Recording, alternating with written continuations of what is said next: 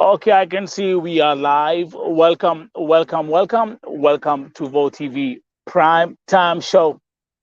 I'm your host, Nelson Mike Muriuki. As usual, right on time. Actually, today I started the show before time, but better earlier than never. Vo TV Prime Time Show is back up as usual, the 9:30 p.m. edition for my fellow Kenyans.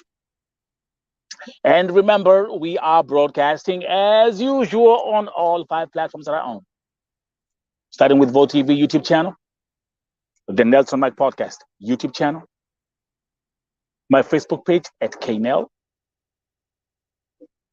Twitter at Vo Television, and on my private page at Nelson Mike Medamorioki. It's a beautiful, beautiful, amazing day right here in the East Coast as we enjoy the last days of this beautiful sun as we are preparing for the cold season. Fall is here, summer is over. Let me welcome those who are coming in. Moses Kokach, as usual, logged in. India Lois is here, logged in. And the topic, let me share a disclaimer for today's broadcast. On today's broadcast, there's going to be use of extreme graphic language. But this graphic language is to describe what people are going through, and this graphic language is for educational purposes. What are we talking about?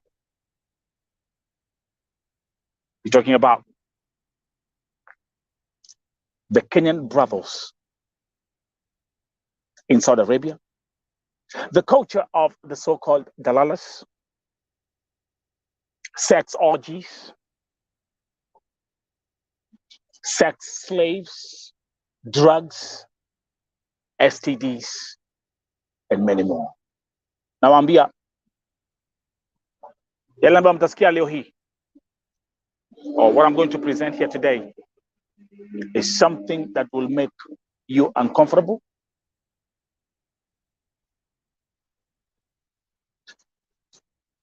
since I aired out the story of Mercy Sakim was killed by a fellow Kenyan last week. I've been receiving testimonies on top of testimonies, of top of testimonies, of top of testimonies, kwa sababu nilisema kama Mkenya ameamka asubuhi akaenda akaua Mkenya mwingine na acid, hiyo sio mara ya kwanza. There's something happening here that we need to know. Let me welcome Abida Mohamed, Kimani Kibe, Edith Liz Wairimu, Biasha Ali akiwa Nairobi. So again, let me give a disclaimer that in today's broadcast, there will be use of extreme graphic language, but this is to raise awareness for educational purposes as we warn people what's happening in the Kingdom of Saudi Arabia with our Kenyan community. Naomi Wairish, karibu. Mujua kwamba I've collected over 2,000 pieces of evidence, shared testimonies, watu wameongea. Na of course kuna watu ambao wamekuwa wakiogopa kuongea kwa sababu they get threatened. Mtu akiongea wanatishwa. So the identity of all my intel will remain concealed. As I start this broadcast today, let me say, all of us itabidi twende kwa magoti na tuombe msamaha na tuambie Mungu atusamehe. Today, for the first time, I'm apologizing publicly. Let me tell you why. Ni cases mingi sana ambazo nimekuwa nikileta hapa kwa hii platform, watu wakiteswa, watu wamekufa, na automatically tunafikiria ni Mwarabu. But this is a new ball game. Hapana, Wakenya mmekuwa mkiua Wakenya wenzenu, and that's a fact. And that's a fact.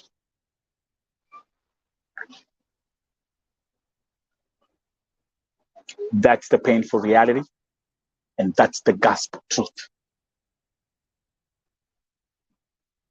So leo hii, I'm going to run you through one of the documents that I've pieced together. We'll be going back and forth. We'll be going back and forth, comparing different scenarios. Kenyans who have become sex slaves under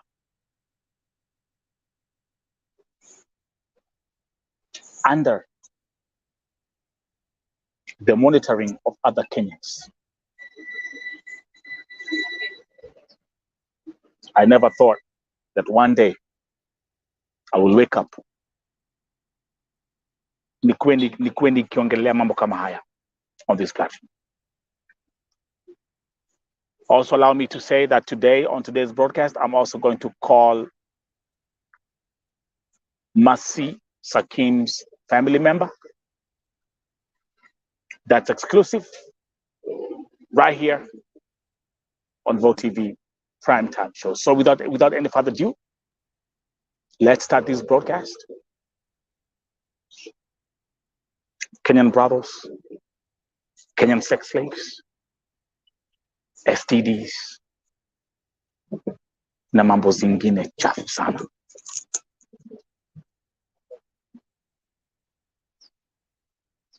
Are you ready? If you're ready, just let me know. If you're ready, let me know.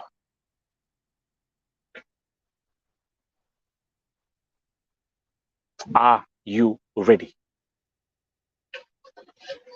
Now, Pia, in the process, I'll be requesting you to type something in the chat.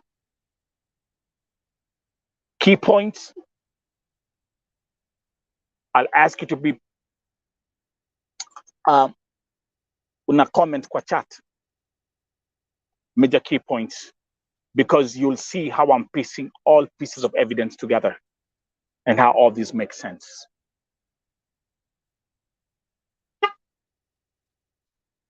Thank you, Edith. Yvonne Mirimo, welcome. Thank you very much. I appreciate you, my sister.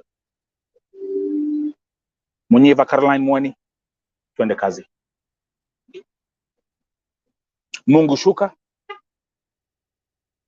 nishike mkono, and walk with me as I speak courage eloquently, and as I speak fearlessly.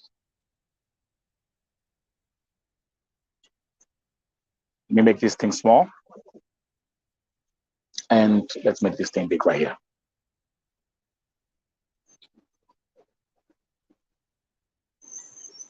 There is the document. Kwa hivyo tuanze. This is a testimony by a victim who was alikuwa ameishi kwa hizo nyumba za dalala. Baada ya kukemboi, alipatana na dalala ambaye alimdanganya na kumuingiza kwa mambo zingine za maovu. And this is just one out of thousands or hundreds who have spoken to me. So follow me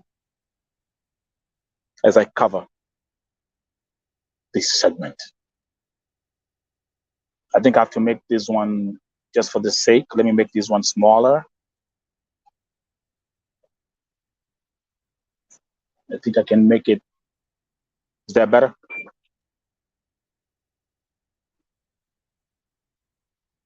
Okay.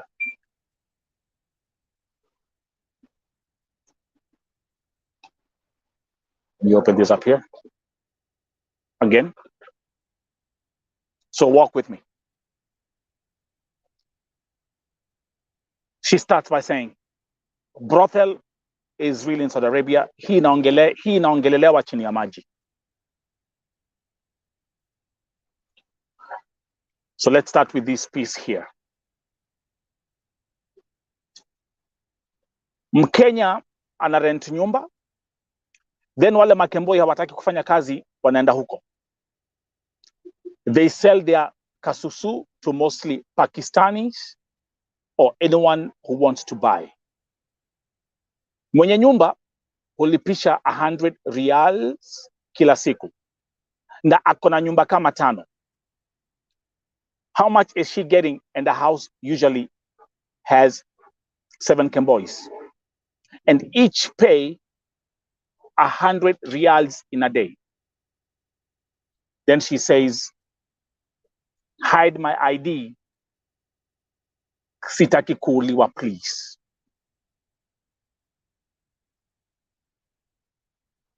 Did you see that piece? Now, let me come back here. That's just the opening statement. That's just the opening statement. Kwa hivyo tuanzie hapo. 100 riyals per day.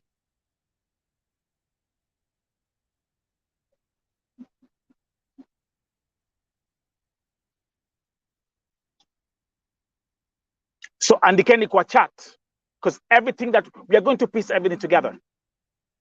We're going to piece everything together.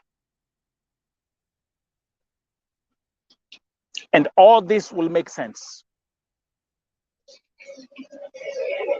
Mungu shuka. Tumekuwa hapa tukisema ya kwamba Waarabu ndio wanaua Wakenya. Lakini kumbe Wakenya wenzetu pia wamekuwa wakiuliwa na Wakenya wenzao. Wamekuwa wakisumbuliwa na Wakenya wenzao. This is for me the saddest day. One of the saddest days of my life since nianze kudeal na story za advocating for human rights for Kenyans working in Saudi Arabia.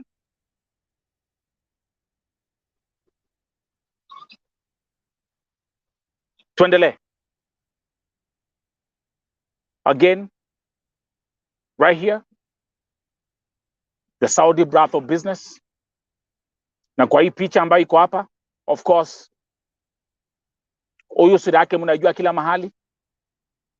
Huyo ndio Sheila aliyemuua Masi Sakim na acid. Na nisema ya kwamba huyu msichana ama huyu mama ama huyu shosho amenifungua macho sana. This is a criminal syndicate. This is a criminal gang. How they operate. Lakini tuendelee for the sake of time. Next paragraph. After Kukemboi, my dalala took me to that lady. By that time, hatukuwa na job. Then this dalala of mine told me nitakuwa napata 1,000 riyals kila siku. So andika hapo kwa chat, and everything I tell you to write it down because it's going to make sense. So remember, 100 riyals is what they pay every day for the house. Alafu hapa aliambiwa kwamba ata hii kazi atakuwa anafanya anapata 1,000 riyals. So that's how they entice them. Umetoka kwa contract, right? They tell you kama kuja hapa nje ufanye kazi, unaambiwa utakuwa unapata 1,000 riyals. Umetoka kwa nyumba ambayo ulikuwa unafanya 900 riyals a month, unaambiwa utakuwa unafanya 1,000 riyals a day. You see where I'm coming from? So, I'll repeat. Write 1,000 riyals in the chart. Woi Bekegwire. After kuland, huko wacha tu. What I saw, hell is good, let me tell you. I was a victim. I could cry every single day. I stayed like 3 weeks. Niliona kifo na macho. Nilikuwa na regret Kukemboi. I could say, afadhali ningevumilia kwa Mwarabu. Let me repeat this. The victim says, or the victim told me directly, she said, alikaa huko for 3 weeks, aliona kifo na macho, nilikuwa na regret kukemboi. I could say, afadhali ningevumilia kwa Mwarabu. Is it making sense? Is it making sense? Nacho niseme hivi leo hii, kuna wazazi message zao zimejaa kwa simu yangu, wakiniambia mtoto wao alienda huko sijui 2014, 2016, 2017, 2018, hawajawahi ongea. Leo hii I can tell you, I feel bad for you, because yale ambayo naendelea kuchambua yaonyesha ya kwamba kuna wazazi wengine hamtajaona watoto wenyu, na kuna watoto wengine waliachwa nyumbani ambao hawatajaona mama yao tena.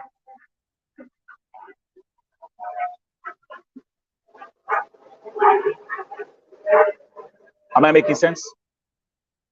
And let me continue. Let me give you a disclaimer. There's going to be use of graphic language in the description of these events in today's segment. But this graphic language is actually for educational purposes as I continue to raise awareness of what's happening. And this is not a Kenyan on Kenyan crime. Sorry, it's not an Arab on Kenyan crime. This is what Kenyans are doing among themselves. Let's go back. Take notes. Walk with me.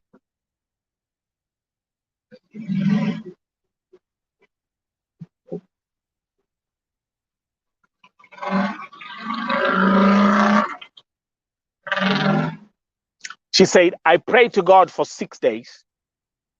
On the 4th day, God answered my prayers. I got a job. This is my 5th month na sijabadilisha nyumba. Unless uko kwa ground, no one will tell you the truth. Because huko kwa hiyo bizna kuna pesa. But let me tell the dalalas and those ladies that do have brothels in Saudi Arabia, they will never see heaven. And then she added, may they die before their days. Todo.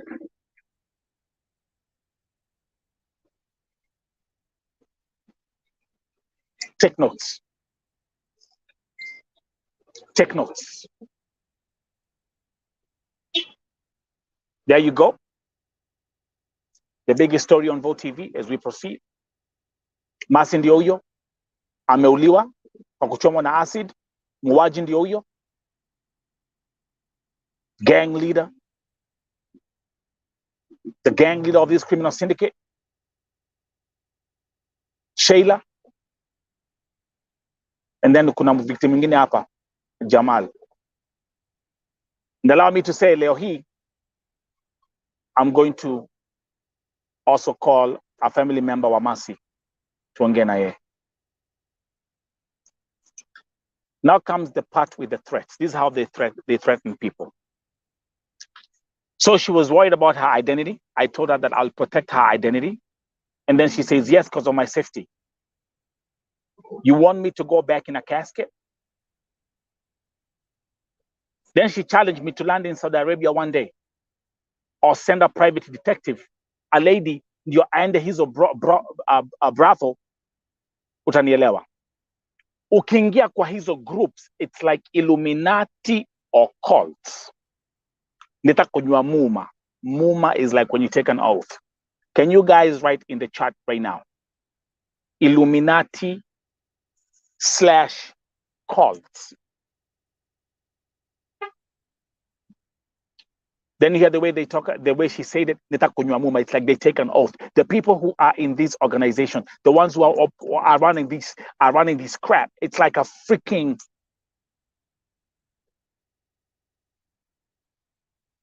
it's like, how can I even describe them?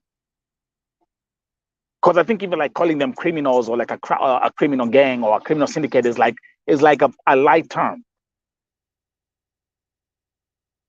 na hawa huu si Mwarabu. It continues. She says, tuingie department mambo za madawa za kulevya. Yes, sindano ziko, dawa ziko. Then akaniuliza, again, let me put a disclaimer. There's going to be use of graphic language in today's segment. Yes, sindano ziko. Then she asked me, you know about slaves? Those are sex slaves. Then she said, someone to pee or urinate on in your mouth. You bite someone till amwage. Take a breather. Breathe at that point. Breathe at that point. Before niendelee. Sheila ni wengi. Huyu ndio siku yake ilifika. Masi nao ni wengi wenye kuuliwa hivyo.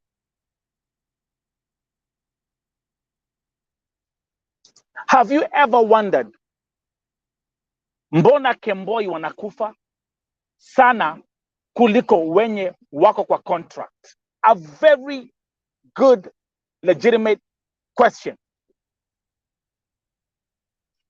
And I have three cases that I have, 4 cases that I have that have really opened up my eyes. As we piece this evidence together, the question, have you ever wondered, mbona Kemboi wanakufa sana kuliko wenye wako contract? And how are they operating?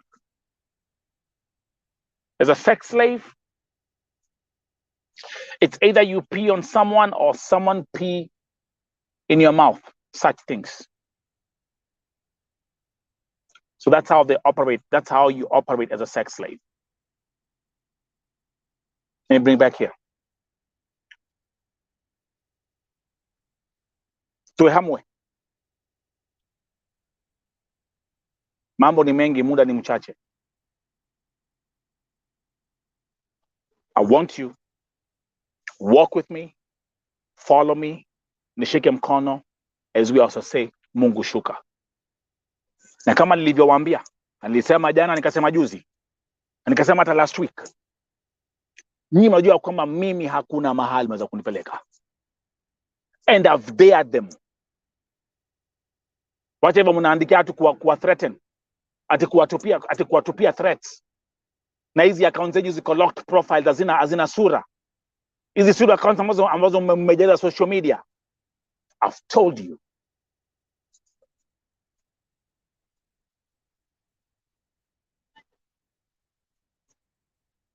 Now this is a different ball game right here. Na niseme hivi leo hii, I am drafting a new petition. Na niseme leo hii, before familia Masi wamzike Masi,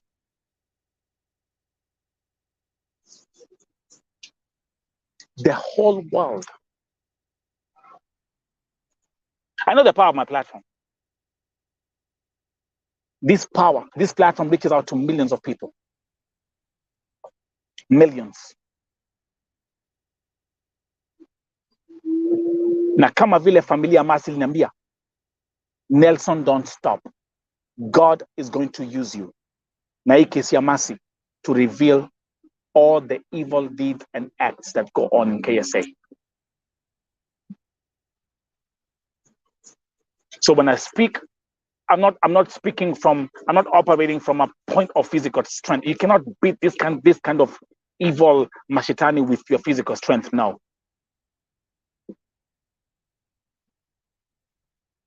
Prayer warriors rise up. Intercessors rise up right now.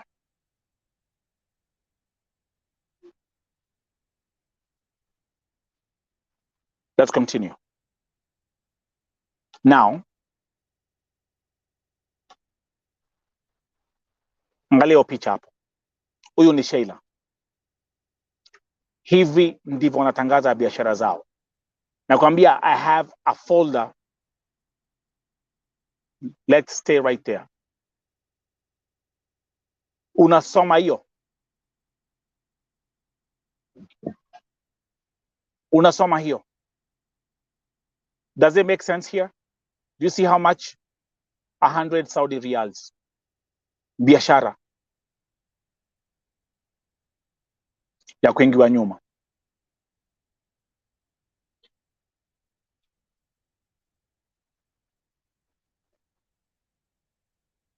Ndio hiyo hapo. Sio ni Sheila yule ambaye ameua Masi Sakim. Niko na folder ya huyu msichana, yale maovu wanafanya. Ndio hii hapa. Kujipromote. So does it make any sense? Remember at the beginning of this testimony from this person? Remember at the beginning? The 100 riyals thing?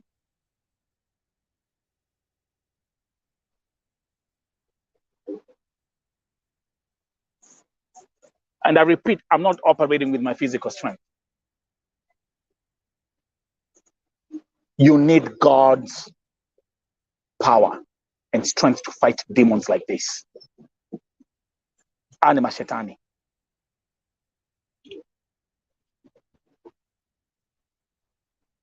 Ani mashetani. So let's continue. Now this is actually where now she was alikuwa na elaborate mambo za hizo za sex slave. Na akasema na Kikuyu, and I'll translate this for you. Okamera modo kanua kananake agakomera. Wengine unamchapa mpaka anamwaga. He can't fuck with you, but the things you do to him, tigatu. So for the sake of translation, this means that these sex slaves, they either have these customers defecate in their mouth or they defecate in their mouth.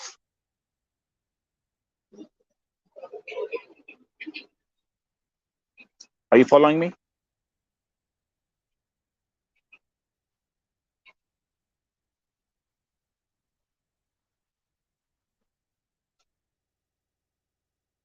Are you following me? Let me actually I'll put a message on the screen. Unaona kama right now, Jane Modoni ambaye amekuwa hapa since last week telling us and giving me all the intel about what's happening with kesi ya Masi, kesi ya Sheila. See what's happening. Nasikia natafutwa but malaya wenzake hawanipati. Marafiki wake Sheila, they're trying juu chini kumtafuta Modoni because she spoke out. I tell you, so when I tell you these guys, these women and they are Kenyans, wanaoperate kama magaidi, this is exactly what's happening. This is the truth.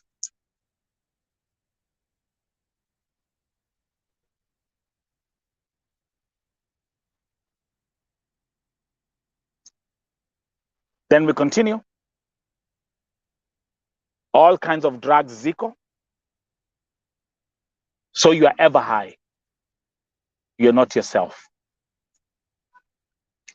Anal sex, still equal. Or what she's saying, ass fucking, still equal. All those dirty things in the name of money. What's the perfect? If you join these two pieces of evidence together, angalia hapa. So you hapa kijimarket mambo za anal sex, right? You see where I'm coming from? The way I've laid down all these pieces of evidence because it's too much that I'm getting in, is going to make sense to you today.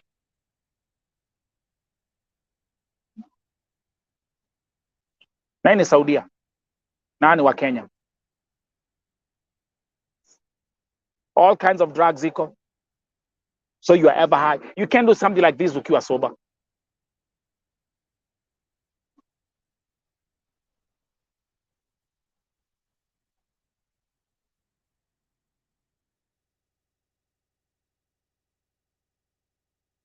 This is the truth. Again, as I proceed, allow me to say that today on today's broadcast, there's going to be the language there's going to be use of graphic language to describe these events. Viewer discretion is highly advised.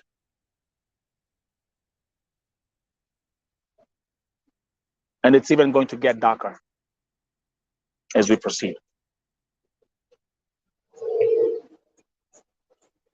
This is crazy, but it's the truth. This is the truth. So help me God. Let's go back. Kuja hapa. Kama hiyo ni picha. These are some of the pictures I was getting from the videos nikizi edit. Huu ni Sheila. Mambo za kujiuza. Videos akiwa uchi. Akioga kwa bafu. All this stuff.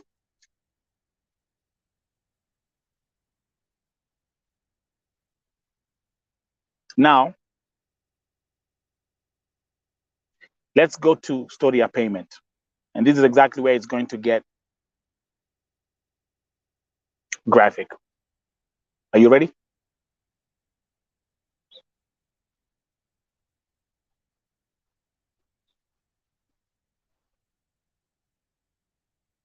Those who are watching, please keep an eye on your comments at Jane Modoni. And thank you. And Jane Modoni, may God tumekuombea sana. And may God continue to protect you wherever you are. Keep an eye on comments that Jane Modoni. She has been very helpful for here on Vote TV. Na amenisaidia sana sana. Are you ready? Let's go to payments.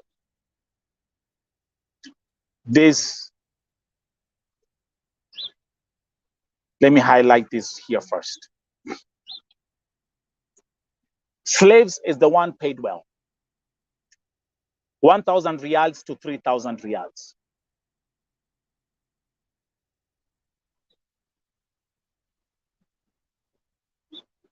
Anal sex, 800 reals to 1,000 reals.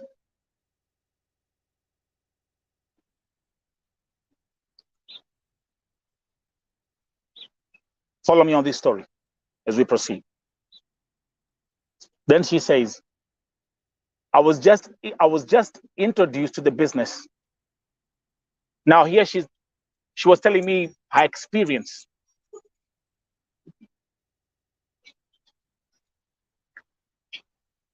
I was just introduced to the business. First day, no client wanted me. The second day, nikaenda kwa huyo madam akanitafutia client. One shot, 100 reals. Anachukua 50 reals na baki na 50 reals.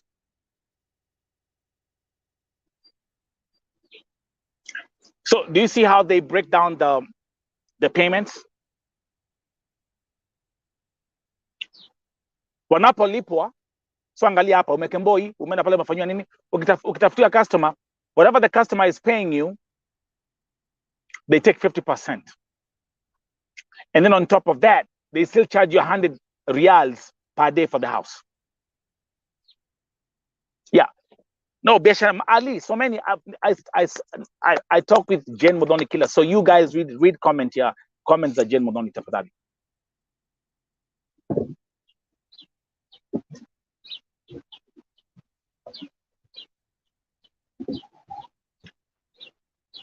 So, what happened with her, anasema, slaves, but I couldn't make it. I refused. And that's when I went back on my knees and fasted and cried to God. Then she continues. Anal sex, I did. Sema uchungu. Wacha tu. Sijui kama niliharibika.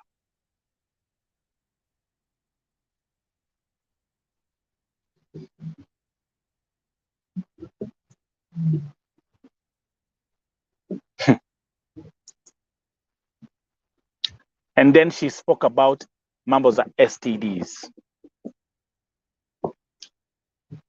STDs ni mingi. We share same client, hakuna hata kuoga. Now this is where it gets nasty and dirty. I got a very bad STD, but I got medication after kupotea huko. Kenya sijapimwa ni HIV.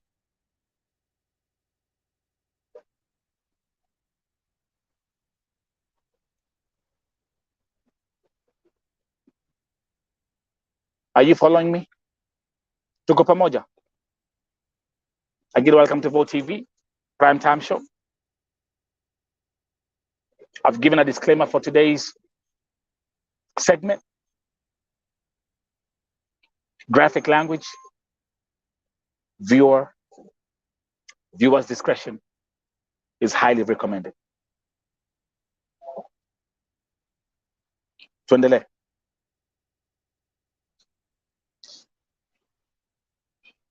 Now, this is going to be, to some of you, is going to be uncomfortable. Yes, Biasha Ali, yes. That's for the sex slaves. Sikizeni hapa. That's the life of Kemboi. Fanya research, ujue mbona Kemboi wanakufa zaidi kuliko wenye wako kwa contract, which is true. Most dalalas ni wa Kenya. And allow me to actually add something extra. Most dalalas ni wa Kenya na ni wa Kikuyu. Yes. Adwanyoba.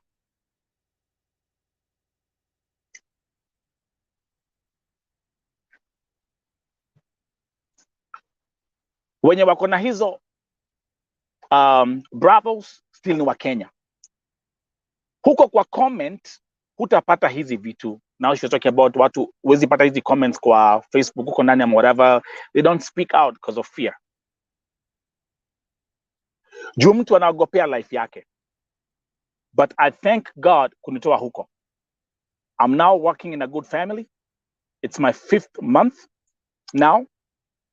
And I will work for some time and then go back to Kenya. And I do some tests. So ameniambia akienda Kenya atenda afanye HIV test. Then she says, but I hope and I believe I am okay. Then the next paragraph that I'm going to read, or the next statement I'm going to read, she was describing how ukiwa pale, how they even sometimes they have 3 men.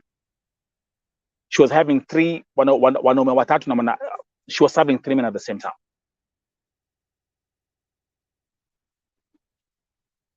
Is it making sense? So that's what now ameandika hapo. Again, viewer discretion is highly advised. There's use of graphic language, but this is for educational purposes and raising awareness. She says, 1 on my ass, mwingine on my pussy, then kuna mwenye na nyonya, and you expect I forgive huyo mama? How? Mimi, I will never forgive my dalala and the madam wa brothel. Ni uchungu kufanyia mtoto wa mtu hizo vitu. Hawana utu ndani yao. They are animals.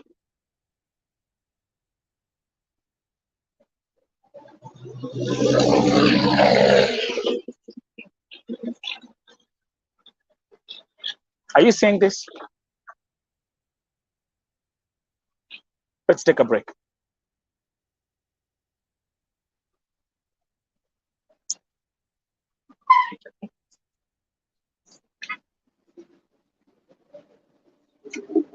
Let's first of all take a break.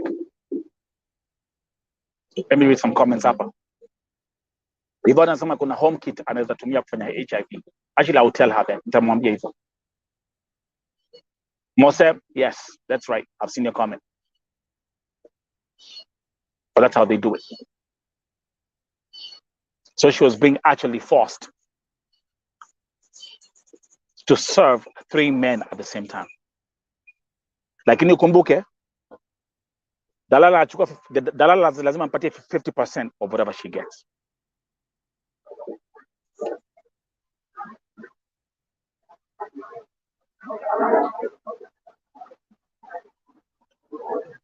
Tuko hapa tukiomba, tuko hapa tukifast. I'm here pushing for legislations in the parliament. We're here calling for serikali. And then something like this.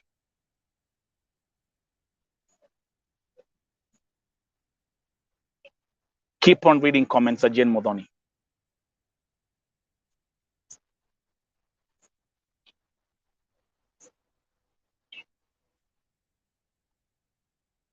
This is the truth. This is the reality. Alafu unafikiria unaamka asubuhi unashangaa mbona Sheila ameua Masi na acid.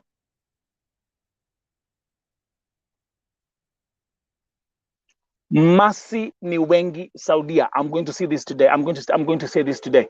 Just like this person told me, just like this whistleblower told me, Masi ni wengi Saudia, which means ni wengi wameuliwa na Wakenya wenzao Saudia na hatujui, na hata walizikwa.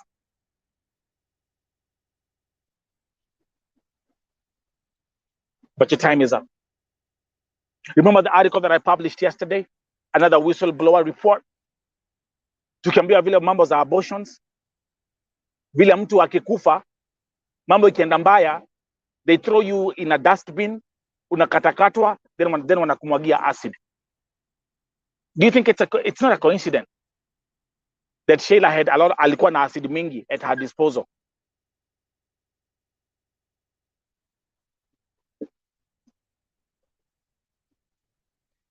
Everything that I'm bringing on this platform and on all my platforms is backed with evidence.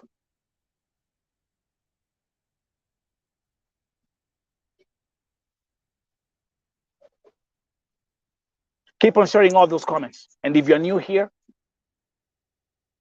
don't forget to like, share, and subscribe to the channel. Or to the channels. I apologize. Ningetaka, if you want to join me as a guest, ukuje kwa camera. If you want to join me here as a guest, ukuje kwa camera uongee. Vote TV WhatsApp number is right there on the screen. Tuma message, I'll invite you tuongee kwa camera.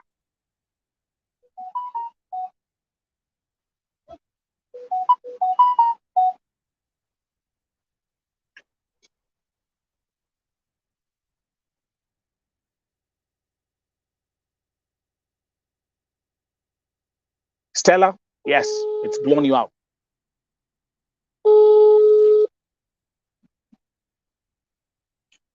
Let me see my e-comment here, Stella. Wow, Nelson, this one has blown me out. Morabu, may Almighty God forgive us. We have really sinned before the eyes of God. We are more than Sodom and Gomorrah. I stand on the gap like Daniel. Niwaambie kitu moja.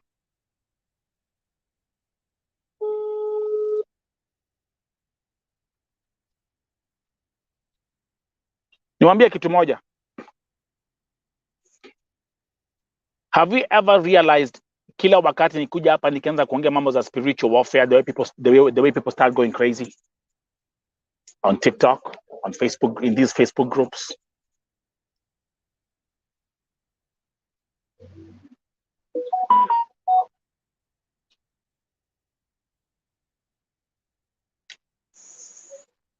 Have you ever realized that? Every time I come here and start talking about demonic attacks and spiritual warfares and generational curses, do you see how people go crazy?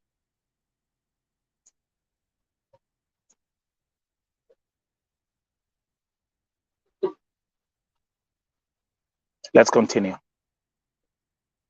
And by the way, I've put the full transcript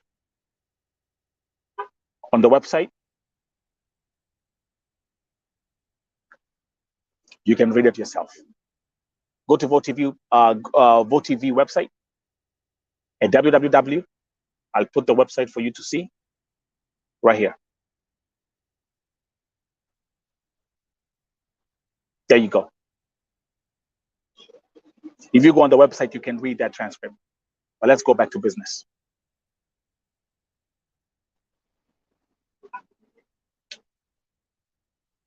Now, again, allow me to say, viewer discretion is advised. There is use of graphic language to elaborate the events.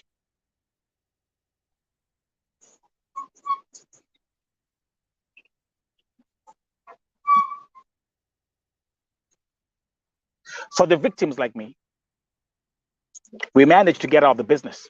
Twashukuru sana. Skiza hapa now. No condoms used.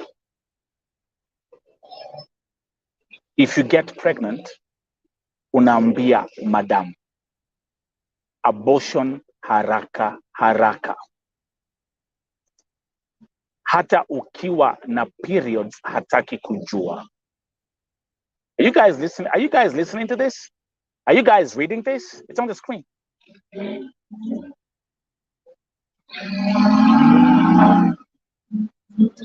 Other slaves want to suck your period. Like Aguirre.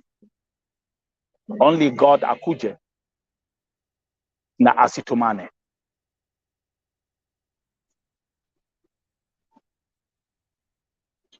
Mmoja ako nyuma, mwingine nyuma, alafu kuna mwenye unanyonya.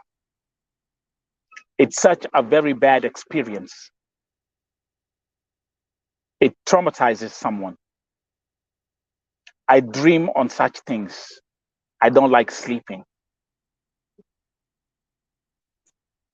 No, Yvonne, I'm sicko.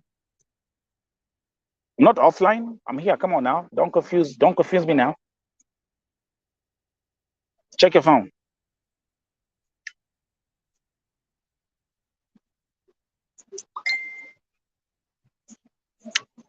Are you seeing this? So because of what she went through, she even doesn't like sleeping because she dreams about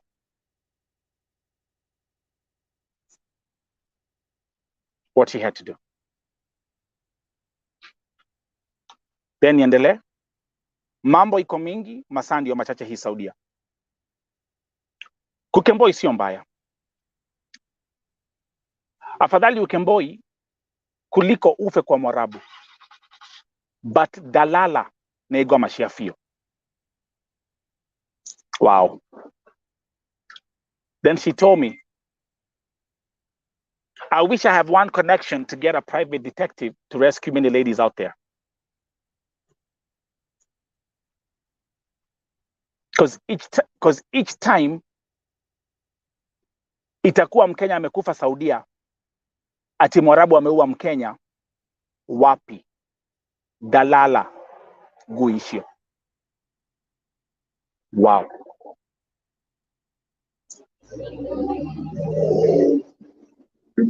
Ni ukweli.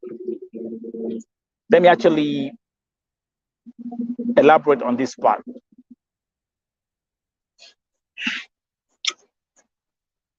Vifo zimekuwa zikifanyika Saudi Arabia. Kumbe tunafikiria ni Waarabu. Na si Waarabu. Ni either Mkenya anaua Mkenya mwenzake, ama Mkenya anajua ana play a role kwa kifo cha mtu.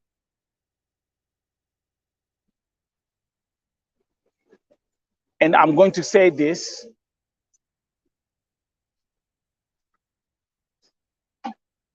Allow me to change the screen.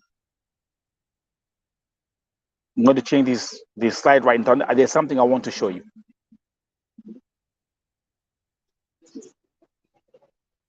Let's come here. Give me 1 second. There you go. There you go. Okay. All this ilianza last week nilipoongea mambo ya story ya Mercy. Na hii story ya Mercy kama vile nimekuwa nikisema imenisaidia sana. It has helped me to put certain things into place and get a clear picture of exactly what's going on here,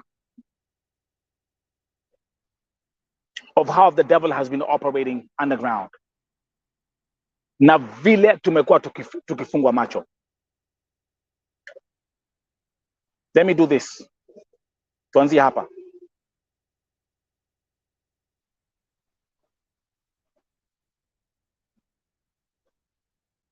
Okay, perfect. Oni Jamal.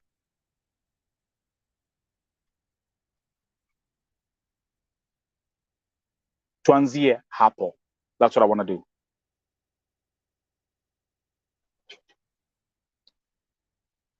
You guys are those who have been coming here every day, mko very familiar na historia ya Julia. Julia wa Moyo, few weeks ago, familia yake akaniambia, Nelson, msichana wetu amekuwa missing for 7 months. Nikachukua picha ya Julia, I made the press report, I put that press report on my Facebook. Within 2 days, tukapata information ya kwamba Julia wa Moyo amekufa na komochari.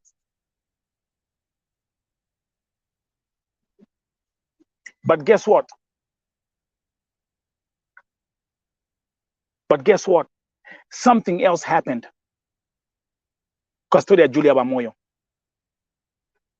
And you are here, the brother was here, Paul alikuwa hapa from Malindi. The cousin was here, Waderito was here.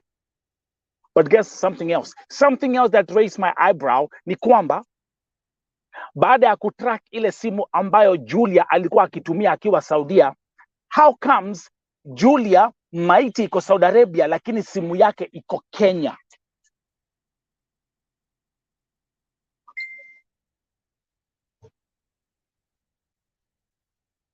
Are you paying attention? How comes? Niambieni. Let me ask the public. How comes mwili so number one, umesikia amekuwa missing for 7 months. Nimeweka post kwa Facebook page yangu, within 24-48 hours tunapata kwamba Julia ako kwa mochari. Then the next thing,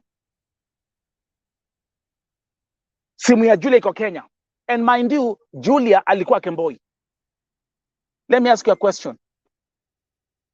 Nyinyi mkiwa the public, members of the public. Let me ask you a question. Akiwa Kemboi, wataka kuniambia hakuna msichana beste ya Julia angechukua simu apigia familia waambie, hey, familia ya Julia amekufa, this is what's going on.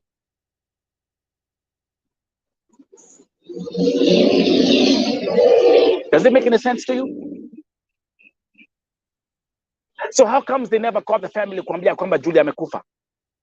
Munagojea tu saa ile Nelson ameweka post kwa Facebook page ama amekuja hapa kwa YouTube kuongea, ndio within 24 hours tunapata kwamba by the way, huyu alikufa kitambo sana.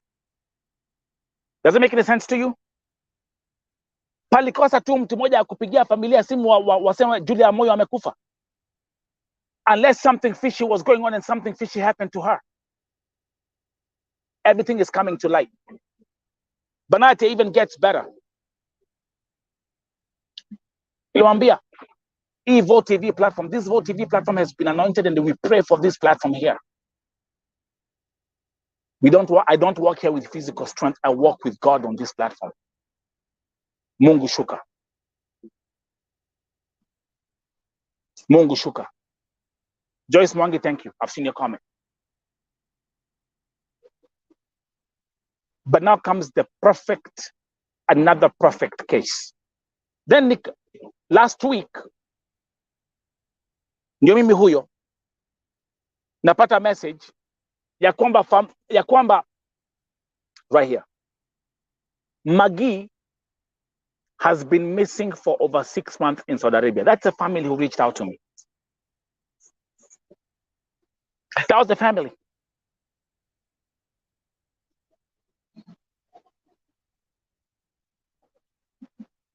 Okay. Nikaitisha picha, copy ya contract, nikapost kwa Facebook page yangu. Haikumaliza 24 hours. Within 24 hours, napata information ya kwamba Magi ako mochari na alikufa 6 months ago.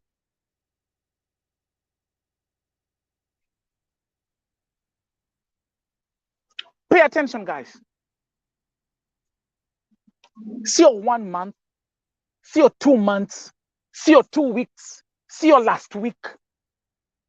Baada ya mimi kuweka story ya Magi kwa platform yangu, ndio tunapata message, oh, by the way, Magi alikufa 6 months ago. Do you know when the death certificate was printed out?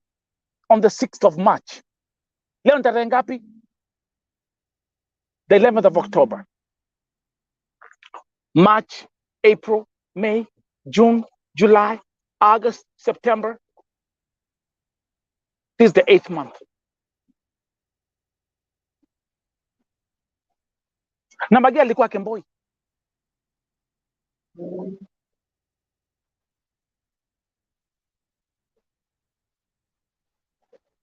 So let me ask you a question, members of the public and those who are watching this broadcast. Let me ask you a question. Palikosa tu msichana moja achukue simu apigie familia Magi iwaambie, oh, by the way, Magi amekufa. Munagojea tu saa ile Nelson atakuja hapa Vo TV ama ingie kwa Facebook ama enda kwa platform zake kwenda kuongea vile someone is missing. That's when you're coming out to speak.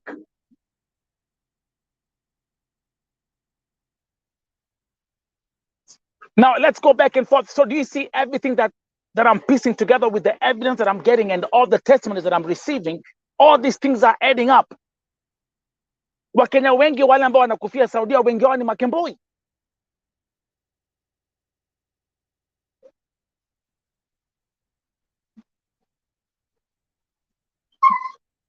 Ukweli ama si ukweli?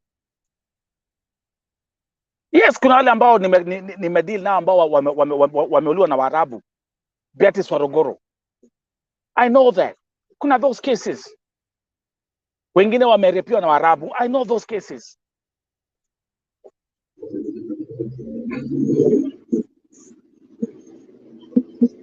Alafu it even gets better.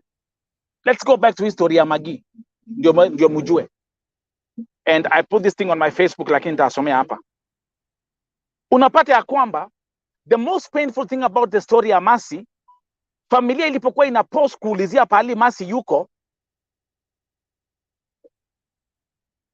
hao wasichana kwa social media walikuwa akitukana watu wakiwaambia, oh, Magi yuko poa.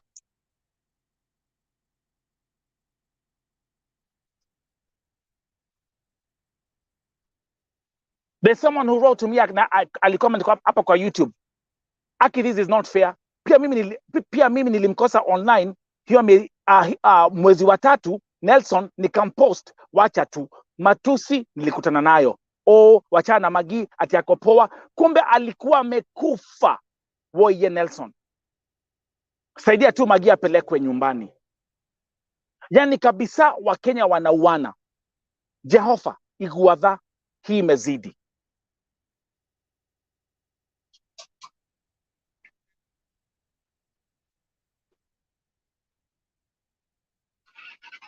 Is this making sense? Unasikia?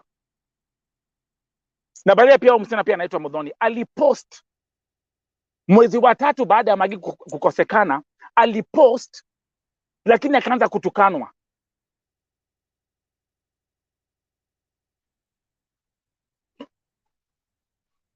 Wacha nisome comment yake tena. Aki, this is not fair. Pia mimi nilimkosa online mwezi wa 3, Nelson nikampost, wacha tu matusi nilikutana nayo. Ati oh, wachana na Magi ati yako poa.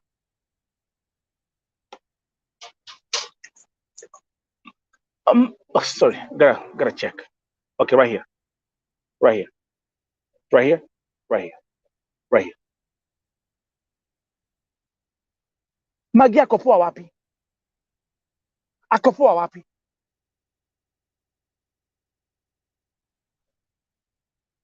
Ako poa wapi? Alikuwa, that was the third month walikuwa walianza kumtafuta, hapatikani. Alikuwa poa wapi? Mlikuwa mnasema alikuwa poa wapi? And you exactly knew nini kilimkula, and you exactly knew alikuwa amekufa. Huu ni Mwarabu. Huu ni Mwarabu ama huu ni Mwarabu?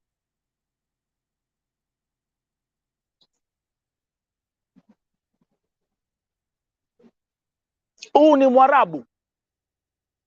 Let me ask you, I'm asking you right now. Huu ni Mwarabu ameua Magi? Can we stand up and say, oh, Mwarabu ndiye ameua Magi, serikali saidia? Huu ni Mwarabu.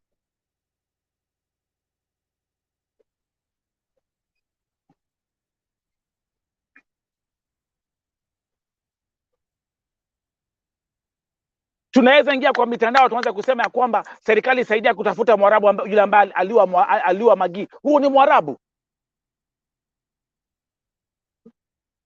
Tunaweza ingia kwa mitandao kwanza kusema ya kwamba oh, serikali ingilia, tafuta ule Mwarabu ambaye aliua Julia. Huu ni Mwarabu.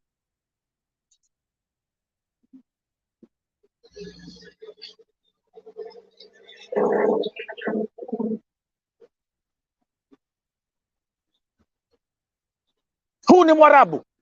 Na Mungu anisamehe na Mungu atusamehe sisi ambao tumekuwa tukisema kwamba hizi vifo zote ni za Waarabu. Nimesema Mungu anisamehe. I was blind but now I see. Huu ni Mwarabu. No. Siwezi kaa hapa nisema ati ni Mwarabu aliua Julia. Siwezi kaa hapa nisema ya kwamba ati ni Mwarabu ameua Magi. No. Wakenya ndio wanajua kile ambacho kilimuua Magi. Au Wakenya ambao walikuwa naishi na Magi kwa hizo nyumba zao, they know kilichomkula. Munajua.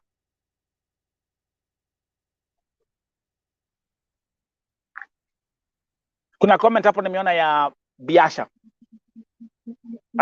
So ni hawa madala wanatoa habari na fake accounts, plus wakishaua wanatuma simu na DHL. Hebu sikia vitu zingine kama hizi. So no wonder, for example, let me come here. No wonder Julia wa Moyo amekufia Saudia, lakini simu ya Julia iko Kenya.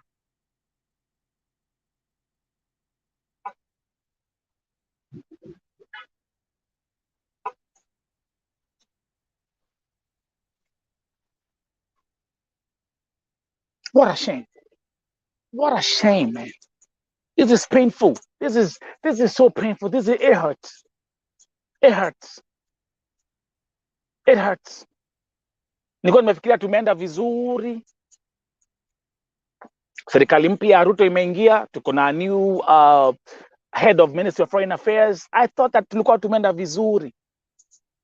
And let me tell you something. Na mnajua, you know the power of my voice and the power of my platform. Mujue hivi. All that I'm presenting, the Kenyan media is watching. The Kenyan politicians, they are watching. They're taking notes. And on top of it, my agencies nyumbani, they are watching this. And I can tell you, wanapiga makofi, wanasherehekea.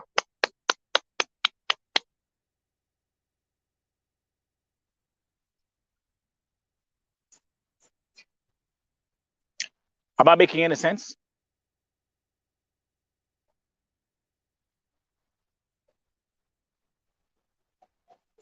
And every piece of evidence or testimony that has been sent to me, I've pieced everything together and I'm presenting each and every piece one at a time. Your fake accounts and your locked profiles will not save you this time around. Oh yeah, they can talk. Oh, they can talk. Mtaanza kuniita dadi sahi round hii. Mtaanza kuniita baba yao.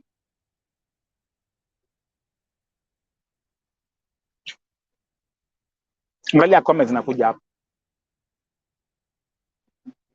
Wengine wanakufa akifanya maneno ya wanaume watatu. Are you seeing all this is making sense, man? Go back to the piece of evidence that I put up from the victim ambaye alikuwa niliongea na yeye. Akisema how they serve 3 men, up to 3 men.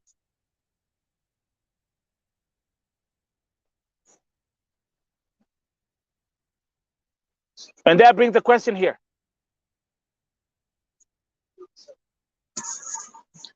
And that brings the next question here.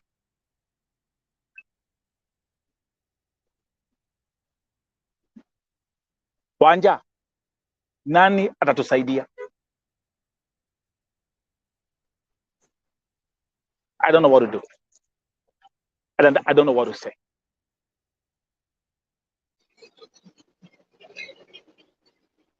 Should I show you the next piece of evidence pia ambayo nimeweka pia kwa Facebook page yangu sahi? Let me see if I can get there real quick. Tuingie mambo za ukimwi. Tuingie mambo za ukimwi na abortions.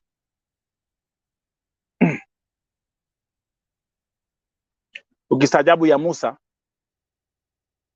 utajionea Firauni.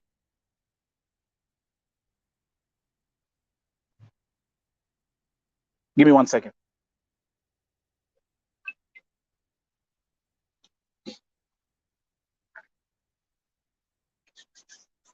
So, and I repeat, it's too late for you now.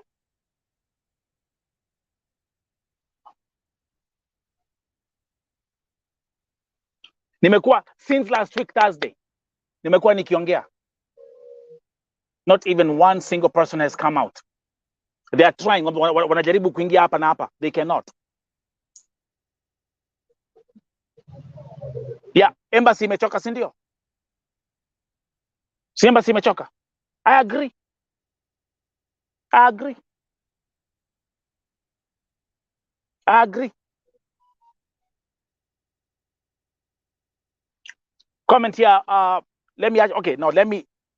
Okay, let's do this. Wacha nifanye hii haraka haraka. Let me do this haraka haraka. My folks on Facebook page. Ukienda kwa my private Facebook page hiyo,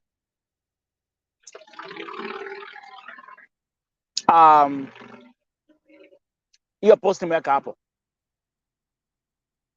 Umejionea ni wenyewe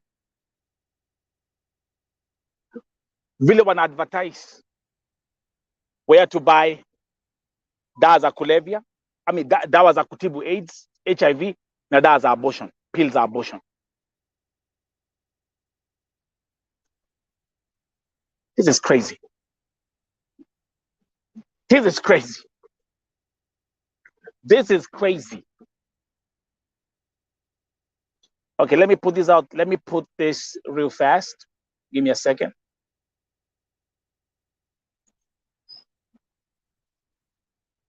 Modoni, it's fine.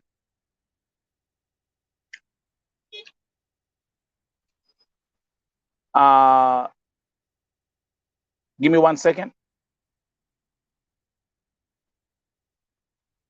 Give me 1 second.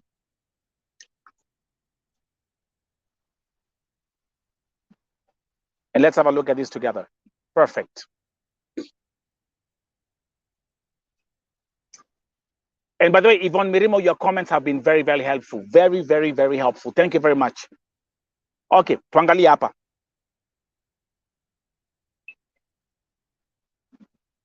Nakwambia, I have over 2,000 pieces of evidence. Guys, can you focus? Hey, it's thousands watching. Unasimulia kichwa na mtu mmoja. Washadiliwa naye kitambo sana. Can we focus here? Kwa kamoja kanafanya mtu kosa usingizi. Let's go, let's continue. Aizani, tangu taze mmekuwa hapi.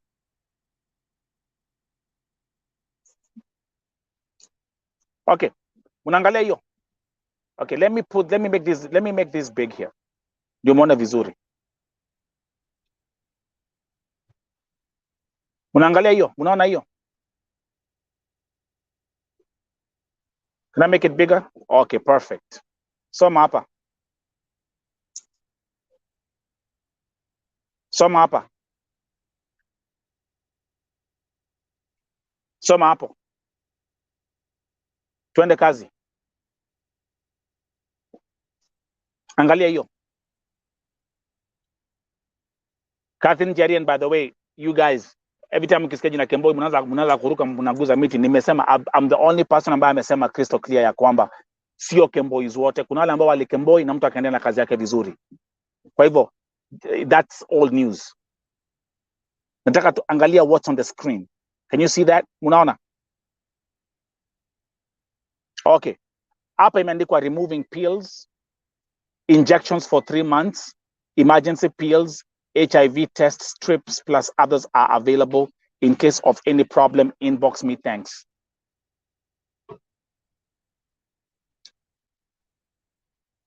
Removing pills ni hizo dawa za abortion.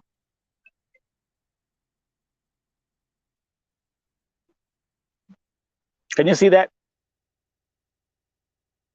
Hizo what they call removing pills is on the abortion pills.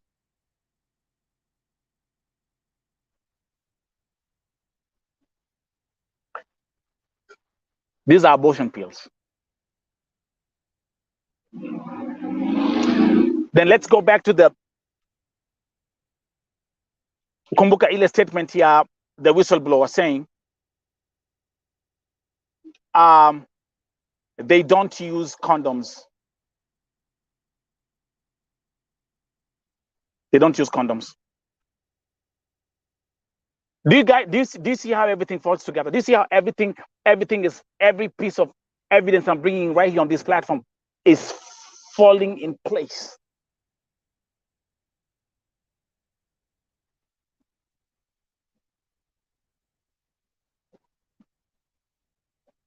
Every statement is backed up with evidence. Right here on Vote TV.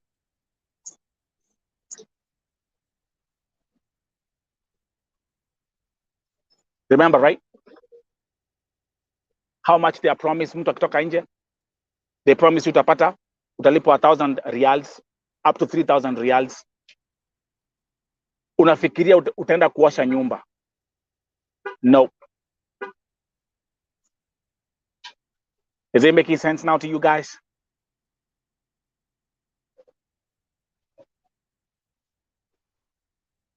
Angalia Jane Modoni ameandika hapo. Embassy wanajua yote. Ndio maana walichoka kusaidia Kemboys. Hakuna kitu hawajui na wakiambiwa ni matusi wanatusi. Mungu shuka. Na niwaambie hivi. The devil is not happy at all.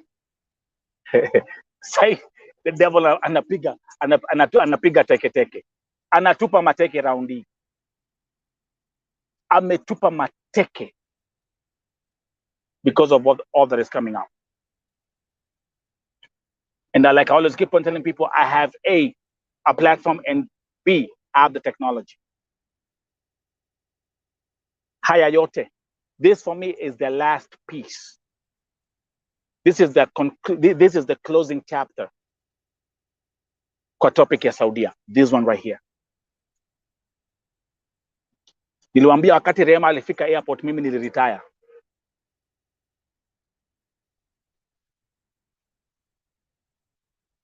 I understand embassy kama imesema imechoka pia.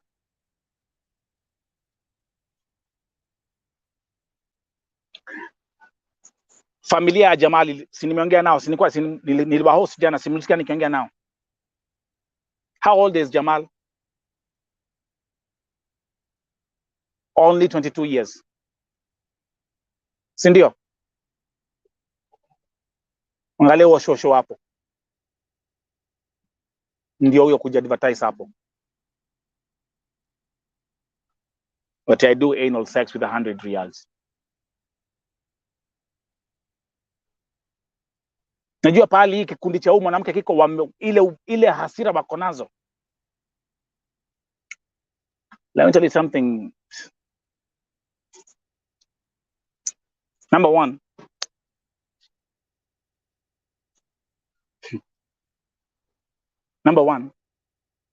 you cannot even touch me.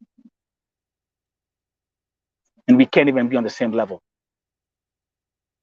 And you can't talk money to me. You can't talk, you can't do that. That one is out. So you're like a candle.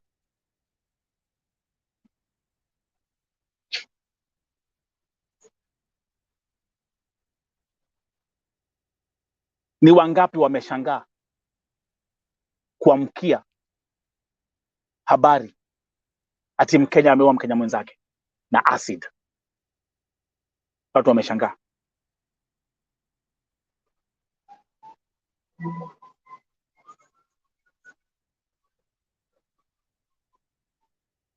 Now, mimi kwangu, there's something which I'm going to request, and there's something that I'm working on.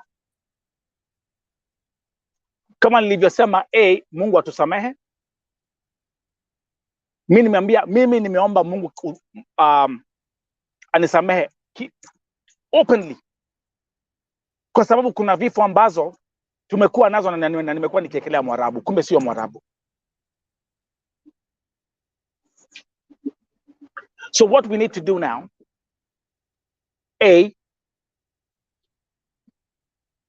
tuanze kuangalia in the past ni Wakenya wangapi wamekufia Saudia. B, ni wangapi wamekufa ambao ni Kemboi. And C, under which circumstances did they die?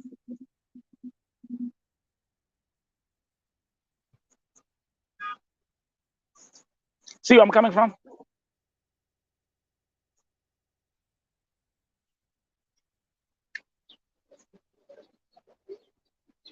See where I'm coming from? Is it now making sense to you guys? So come on, like right now, let's say nikaletewa kesi naambiwa, hey Nelson, nikipiga simu na familia naambia Nelson, mtoto wetu amekufia Saudia ama amekufia Saudia.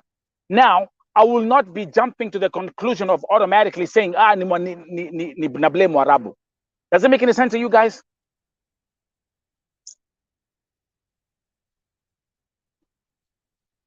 Okay. Exactly. Kuna hiyo story. Hebu angalia comment ya Mudhoni kwa screen. Kuna mmoja alikufa 7 months ago, alipewa sumu istiraha na hawakumpea wakati alipostiwa, ndio walisema ako sawa. Hiyo kesi nakumbuka, by the way. Nakumbuka huo msichana ambaye aliwekewa, nakumbuka yule ambaye aliamka asubuhi alikuwa anatoa, I have those videos on my wall. Alikuwa na sweat, and I was actually even communicating, the family was sending me the videos. Wali post video last minute, sasa ile mwili imemwaribikia kabisa. Alipopelekwa kwa hospitali, it was too late, she had died.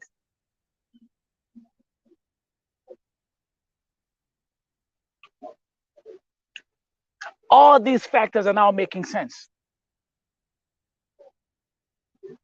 And I'm here to speak the gospel truth.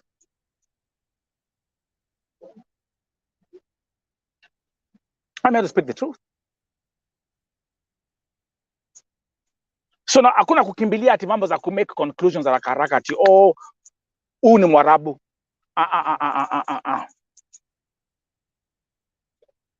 Na nitaanzia na hizi kesi mbili ambazo niko nazo. Kesi ya Magi na kesi ya Julia. Huo sio Mwarabu. Hakuna mahali nitaekelea Mwarabu. I won't blame the Arabs at all.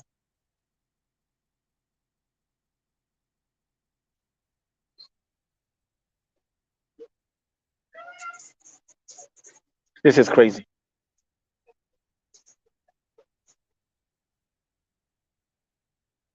Oh, no, Jen Mudhoni nimeona hiyo comment.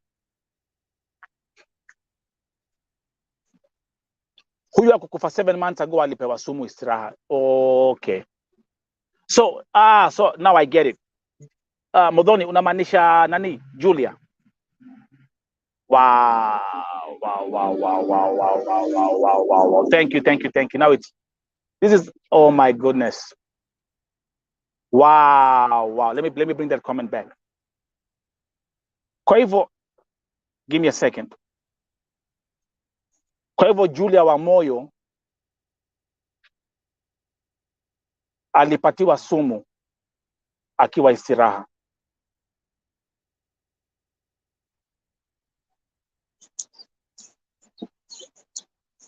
Oh my goodness. There you go. There you go.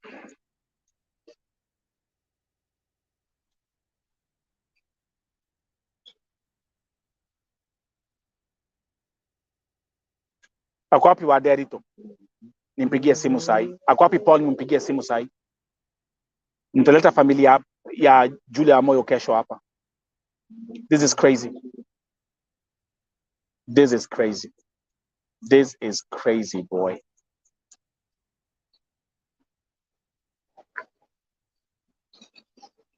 Wow. Wow. Wow.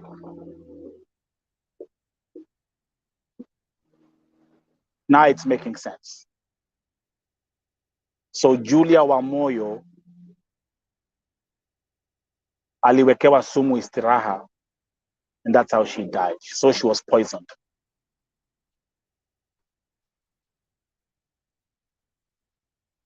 Wow. Everything is making sense, boy. Ndio hiyo hapo. That's Julia.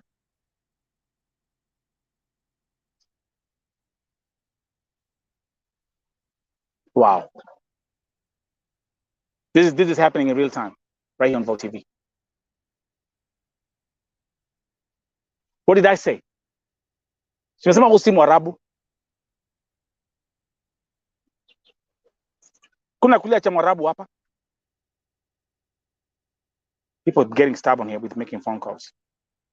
Let me make it bigger. Wow.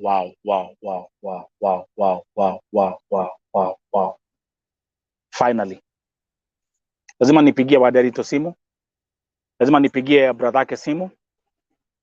Lazima nipigie kila mtu simu from the family. Because the thing is like nimehost familia yake hapa.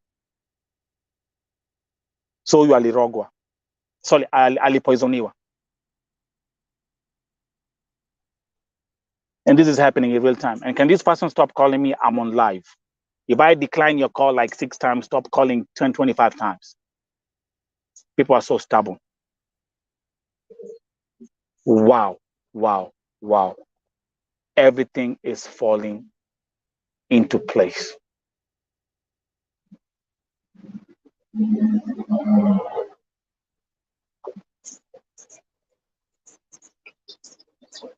I need to take a deep breath on this story. Kwa sababu ni kesi ambao mimi ndo nilianza kuiongelelea hapa.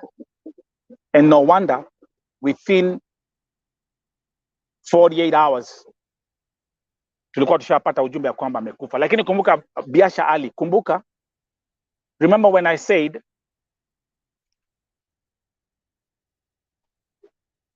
simu ya Julia ilitrakiwa Kenya. After the info ya kwamba amekufa, the next thing we knew, phone yake Julia ilikuwa inabipia Kenya.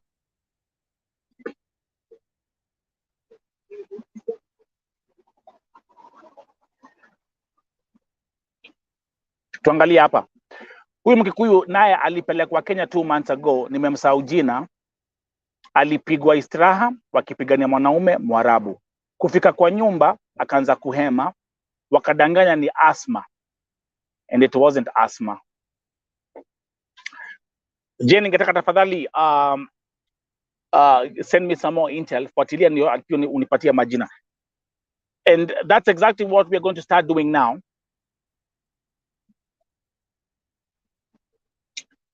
Na kama nilivyosema, kuna kesi hizi, tukiona mtu amekufia Saudia, tunaanza kuangalia, tunaanza kutrack number one, kama ako under contract. Number two, alikuwa anaishi wapi, alikuwa anaishi na nani, and then from there we draw the lines. Wow.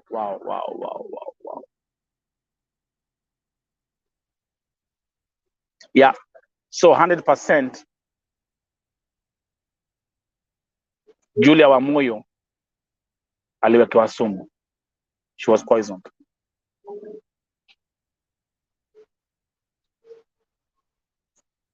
And that revelation is coming out right now. See the way I always keep on saying God will always make a way. Nikisema Mungu shuka, Mungu shuka. Mungu will open the door for you like this without any effort.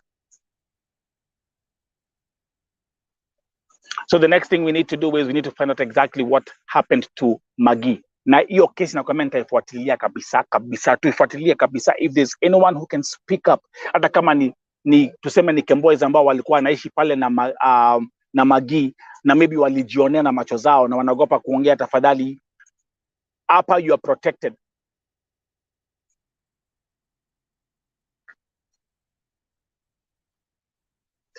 And this is exactly what familia Amasi waliniambia. Naambia Nelson, Mungu atakutumia. They prayed for me. Mungu atakutumia, na hii kesi ya my sister utaweza kuchambua vitu zingine ambazo zimefanyikia familia zingine na wasichana wengine hii Saudia. They told me that. Hii ni nguvu ya maombi, my friend. Hapa hatukujangi na uchawi.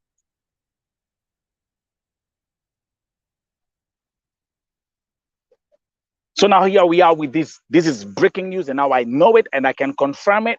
Ya kwamba Julia Wamoyo ilikuwa ni poisoning. So now I have to call the brother Paul Washira ako Malindi, nimpigie simu niongee na Waderito, the cousin. This is crazy. This is crazy. This is crazy.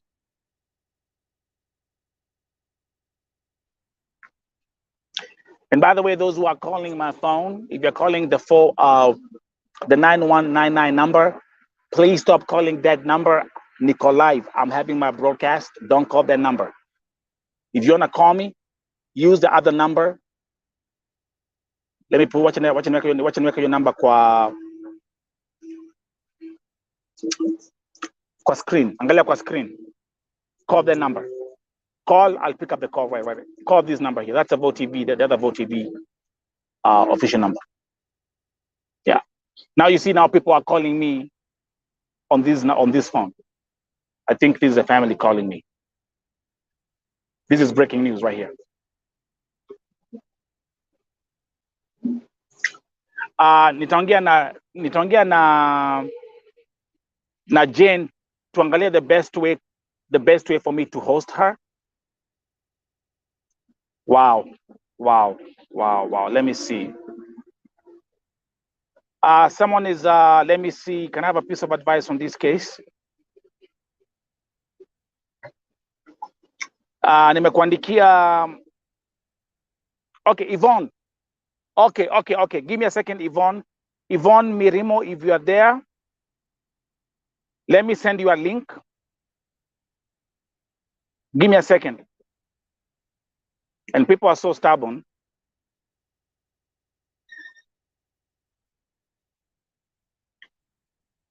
Yvonne, let me send you a link right now. Thank you. Sorry, I'm now seeing your message right now. Yvonne, angalia WhatsApp yako.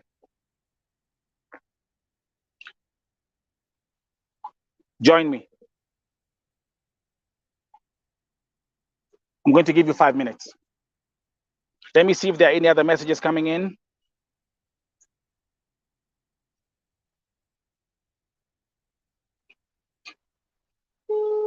Maombi ya familia Amasi imekamilika. Mungu ameanza kuyajibu.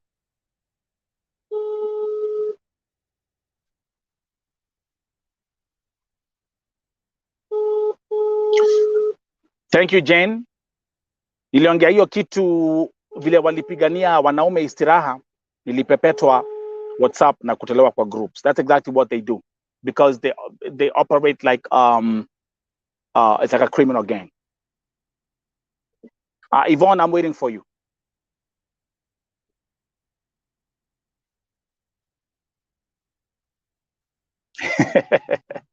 Why is Ruto calling me? Ruto, you can wait. He did thank you for the joke. Helen Mwaura, yale Mungu amefungua ametuonyesha hapa leo hii. Jesus Christ.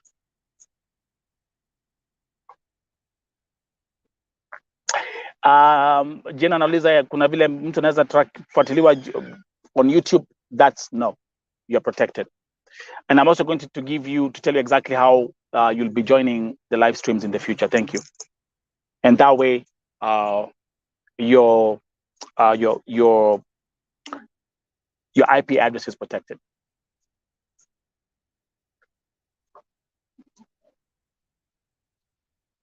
So Yvonne Mirimo, I'm waiting for you. Give me a second. Okay, Yvonne is coming in here. Hello, Yvonne. Mike. Yes, sasa. Poa, karibu. Pole nimeona tu sahi. Amna shida. Let me see how we are going to place this. Okay, endelea tafadhali. Niko kwa giza kidogo mahali penye niko napiga pasi, lakini tutaona kama tutaongea, na nitaongea kwa Kiswahili ndio. Yes, kabisa. Unasikia kelele ako hapa. So, okay. Ya ule anayechunguza hizi maneno zenye zinafanyika Saudi.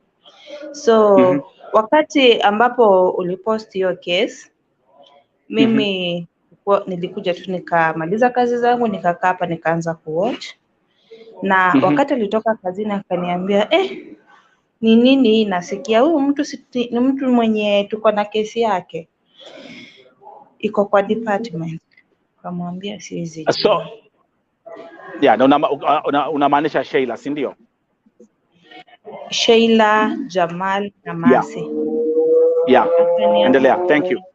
Yeah, akanifungulia account, akanionyesha ona vile wasichana wenu wanafanya na vijana wenu wa Afrika. Na wow. Si ati kwamba hii maneno serikali yetu haijui, hii maneno serikali yetu inajua. Na hii kesi si ati huyo mtu ataenda unpunished, atakuwa punished by law. Na akaniambia kwamba Sheila hajatoka Saudi. Yaani yeye ndiye alinipatia hope. Na nikasema kama Sheila hajatoka Saudi basi Mungu ni mwema. Akaniambia huyu msichana hajatoka Saudi Arabia, but serikali ita get hold of her. So mimi nikawachana na yeye, nikaendelea na shughuli zangu. Nikaona anapiga simu moja mbili refu. Nikashindwa kujua ilikuwa ya nini. Lakini alikuwa anataja jamaa. So asubuhi yake ndio nikaona umeweka breaking news, Jamal ameshikwa. So ile kitu ipo, usione kwamba maybe tunakupiga vita ama hawa wasichana wanakupiga vita. Kuna hizi nyumba ambazo tunafanya ndani kazi, unapata watu wako kwa serikali. So when you give out the information, sisi tutakuwa tunawachana tu kwao, alafu wao wanaona vile wanaweza ishughulikia kama ni kuishughulikia. Na kitu ya pili, ukiona msichana amekaa deportation sana, hiyo msichana ile portal ina detect. Kuna wale wasichana wana kemboi, wakiwa na shida, ndio wanapoenda nje wanaenda wanafanya kazi zao. Lakini kuna wale wasichana ambao wanatoka wakiwa training centers Kenya, hao wasichana wanapewa connection. Rescue my own sister. Mwenye alikuja hapa hakuwa amemaliza miezi 2 na akili yake ilikuwa tu nipatie pesa, nataka kutoroka niende nje, pesa ni mzuri nitakurudishia. Nikamwambia siwezi nikakupea pesa. Ile kitu naweza kufanya ni kukubukia air ticket na urudi Kenya. Kwa sababu nafanya kwa watu at least wenye wanajiweza na ni watu wenye wanafanya kwa serikali. So nikamwambia maybe nikulipia ndege uende nyumbani.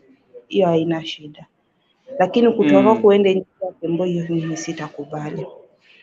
So that app is active. Na hii satellite, kuna satellite hapa ambayo inaonyesha everything. Hata tukitoka na wao hapa tukaenda Ushago, huwa wanamuita kwa sababu ni detective. Huwa wanamuita, wanamwambia huyu msichana mweusi ni nani na anapeana details. So That's good. anything that we are doing, it is something Yeah. that is the government On a track. knows.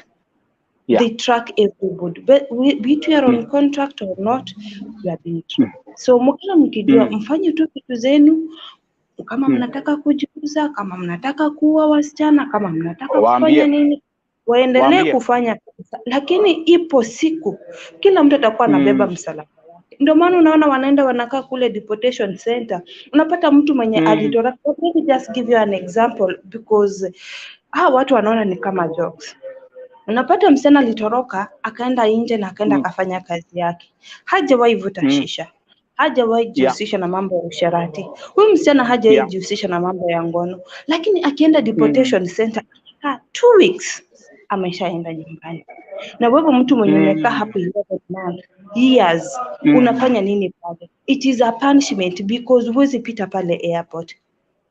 Huyu atakurudisha tu deportation. Faili yako ikienda ifike kwa mikono yake, ata cancel na utakaa pale deportation. Let us not blame our embassy.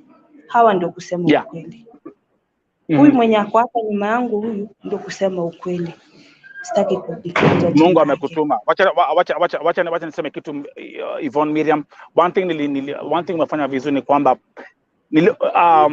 YouTube yangu niko na thousands of comments, lakini nilikuwa nikisoma comments zako naona yale ambao unaelezea vizuri sana, and I was like, this is someone that knows what she's talking about. But again, wacha nirudie statement ambayo familia ya Mercy Sakim iliniambia mimi, na nilisoma jana hapa, wakiniambia Nelson, tunakuombea ya kwamba hii kesi ya our sister ambaye sasa hayuko, Mercy hayuko hapa, Mercy hawezi ongea, Mercy ameuliwa kiunyama,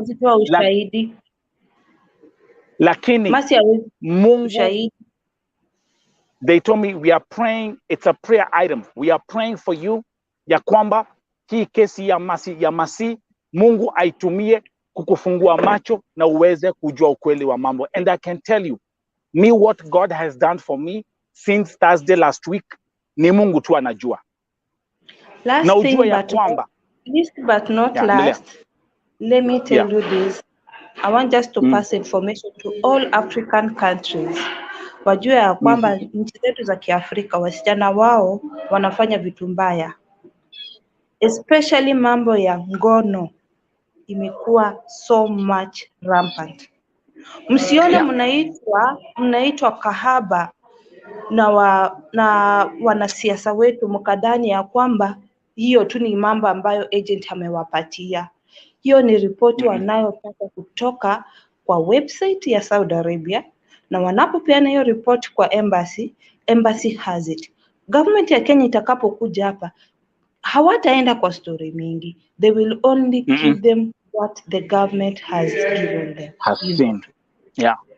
So for example, that's why give you a simple example, ndio sababu ulikuwa unaona wakati Sankor alikuja Saudia wakiwa na hawa MP wengine, yali make conclusion yake akasema ya kwamba hawa wasichana ni malaya wako Inange Street, na akaanza kuita majina hivyo, lakini yeye makosa ambayo alifanya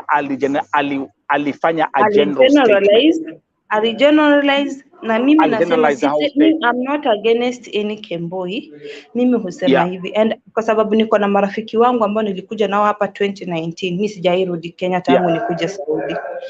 Hawa wasichana wengine wao wako nje, even my friend got lost, aliniambia tu nitatoroka.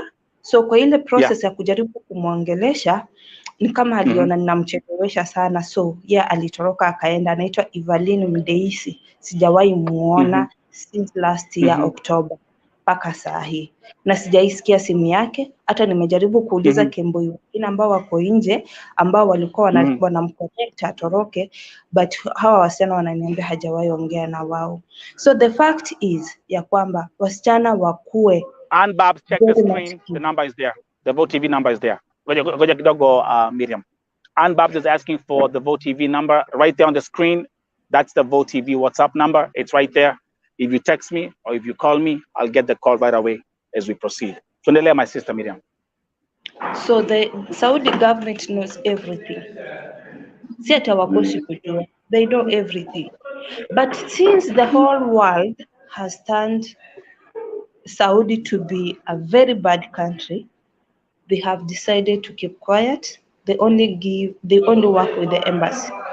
Wanachukua report, Wow. wanawapatia.